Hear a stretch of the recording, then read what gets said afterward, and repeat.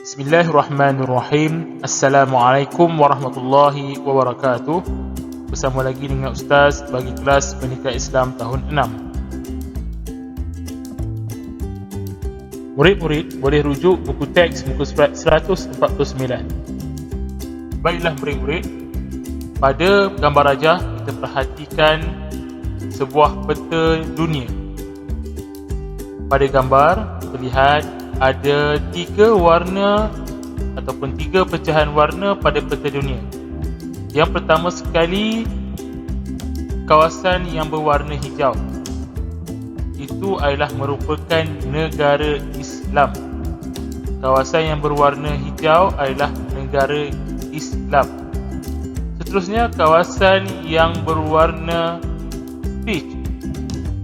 10 hingga 19% penduduknya beragama Islam dari kawasan yang berwarna peach. Seterusnya, bagi kawasan yang berwarna kuning, 0 hingga 9% daripada penduduknya beragama Islam.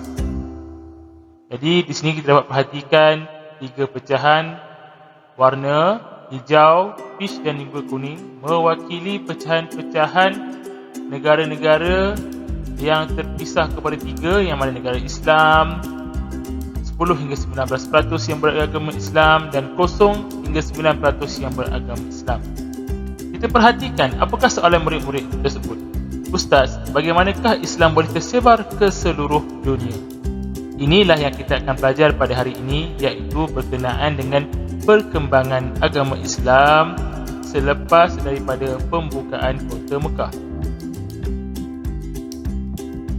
Terdapat beberapa strategi yang digunakan oleh Nabi Muhammad SAW bagi mengembangkan agama Islam ke seluruh alam.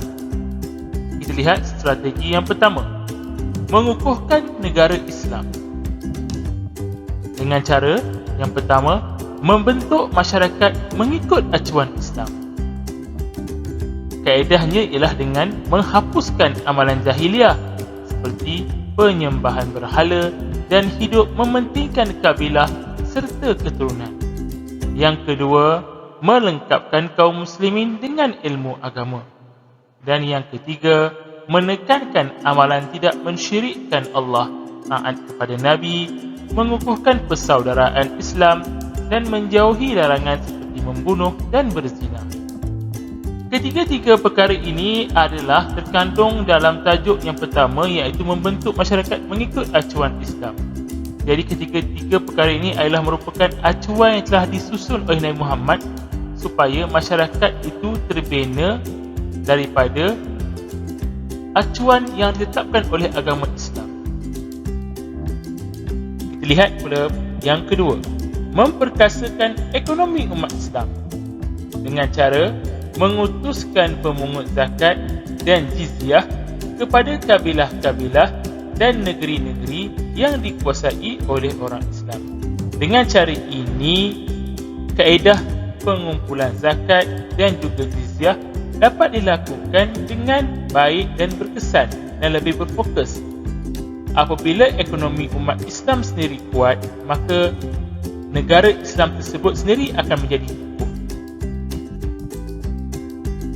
Sekarang kita lihat pula strategi yang kedua, iaitu menekankan tanggungjawab berdakwah dengan cara peranan menyampaikan kebenaran Islam dipikul oleh setiap Muslim, sama ada lelaki ataupun perempuan. Pada masa ini, bagi mereka yang beragama Islam ataupun yang Muslim tersebut bertanggungjawab untuk menyampaikan kebenaran Islam kepada mereka-mereka yang bukan beragama Islam. Ini supaya mereka tertarik untuk menganut agama Islam. Yang kedua, saling berganding bahu mempertahankan kesucian Islam daripada ancaman musuh. Musuh agama Islam ni ada di mana-mana saja. Mereka melihat saja kalau ada kekosongan ataupun ada kelemahan untuk mereka mengganggu gugat kekuatan agama Islam itu sendiri. Strategi yang ketiga adalah dengan menjalinkan hubungan luar. Macam dekat Malaysia kita ada menteri luar, menteri yang menjalankan aktiviti hubungan antara negara. Okey, kita lihat yang pertama, menghantar utusan dan gubernur. Kalau dalam situasi sekarang ni, duta-duta lah. Kita menghantar duta ke negara Amerika, duta Malaysia di Amerika, duta Malaysia di Kanada. Setiap negara yang mana kita menjalankan hubungan dua hala, pasti ada pejabat kedutaan di negara tersebut. Okey, kita lihat ya. Para utusan Nabi dihantar kepada kabilah-kabilah Arab dan ditugaskan berdakwah serta menyeru mereka agar memeluk Islam. Utusan-utusan yang dihantar itu adalah tidak lain tujuannya untuk berdakwah supaya kabilah-kabilah Arab yang belum Muslim tersebut tertarik dengan agama Islam.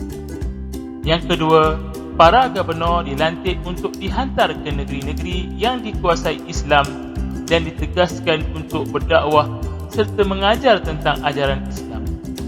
Gubernur juga pada masa ini tugasnya adalah untuk memperkukuhkan sendiri agama Islam itu kepada penduduk ataupun yang berada dalam negara tersebut supaya keteguhan iman itu wujud dengan ajaran Islam yang diamalkan. Baiklah, yang kedua, menerima kedatangan delegasi-delegasi kabilah Arab. Baginda menerima kunjungan mereka yang berhasrat untuk memeluk Islam. Bila ada orang yang berminat ataupun tertarik untuk memeluk agama Islam, Nabi Muhammad sangatlah berlapang dada akan mereka-mereka yang dilembutkan hatinya untuk menerima Islam.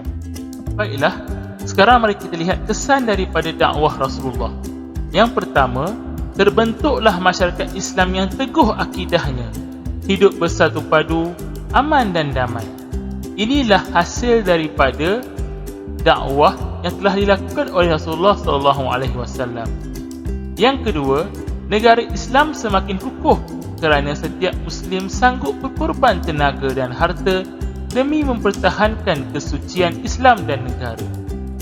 Dan yang ketiga, ramai yang memeluk Islam kerana setiap orang berperanan menyebarkan Islam dan pengaruh Islam semakin meluas di semenanjung Arab. Ini adalah merupakan 3 kesan daripada dakwah Rasulullah SAW. Kita buat rumusan untuk ketiga-tiga ini. Yang pertama, masyarakat Islam menjadi semakin kuat, bersatu padu dan hidup tanpa ada wujudnya rasa iri hati dan yang akan menyebabkan berlakunya peperangan sama mereka. Yang kedua, negara Islam sendiri menjadi kukuh kerana semua orang sanggup berkorban apa saja demi agama dan juga negara. Yang ketiga, ramai orang memeluk Islam kerana dakwah yang dilakukan oleh Rasulullah itu berkesan kepada mereka. Sekarang, mari kita lihat cabaran berdakwah yang dihadapi oleh Rasulullah. Dalam kehidupan kita seharian pun, apa jua benda yang kita nak lakukan, pasti kita akan berhadapan dengan cabaran dan rintangan. Begitulah juga yang dihadapi oleh Nabi Muhammad SAW dan para sahabat ketika mereka melakukan dakwah. Antaranya ialah yang pertama, menghadapi penentangan bersenjata daripada musuh Islam. Penentangan tersebut berlaku akibat kemarahan dan rasa tidak puas hati mereka melihat kejayaan Islam membuka kota Mekah. Mereka juga berasa terancam dan mahu menyekat pengaruh Islam. Maka tercetuslah beberapa peperangan seperti Perang Hunain dan Perang Tabuk. Kita lihat Perang Hunain. Perang Hunain berlaku di Hunain pada tahun ke-8 Hijrah. Peperangan ini tercetus apabila kabilah Hawazin dan Bani Saqif tidak berpuas hati dengan kemenangan Islam dan berasa terancam. Bilangan kaum muslimin seramai 12,000 orang. Tentera musuh pula membawa anak, isteri dan harta benda bersama-sama dengan mereka. Peperangan ini berakhir dengan kemenangan pada pihak muslimin. Selepas peperangan ini, ramai daripada mereka memeluk Islam, termasuklah Malik bin Auf yang mengetuai peperangan ini. Peperangan yang kedua ialah Perang Tabuk. Berlaku di Tabuk pada tahun ke-9 Hijrah. Peperangan ini tercetus apabila kerajaan Rom berasa terancam dan mahu menyekat pengaruh Islam yang semakin meluas.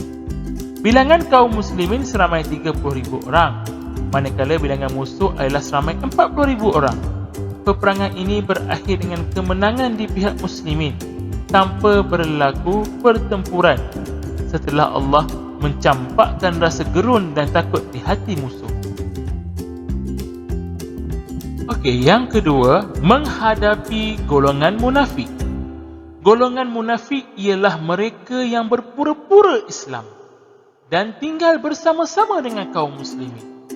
Golongan ini selalu mencari jalan untuk melemahkan kekuatan umat Islam.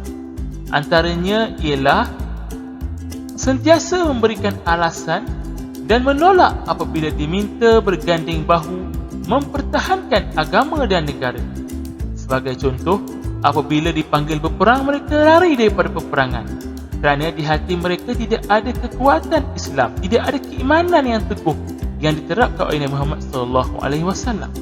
Yang kedua, menjalinkan hubungan dengan Raja Rom untuk bersama-sama melemahkan umat Islam. Inilah antara perbuatan-perbuatan golongan munafik pada ketika itu.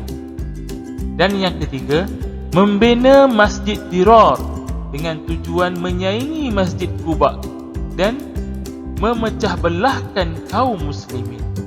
Pada masa itu, kaum muslimin beribadah di Masjid Quba. Jadi orang munafik ni bina satu masjid lain sebagai tujuan untuk menyaingi Masjid Quba, supaya mereka boleh pilih nak pergi Masjid Quba atau Masjid Dirar. Itulah perangai orang-orang munafik pada ketika itu.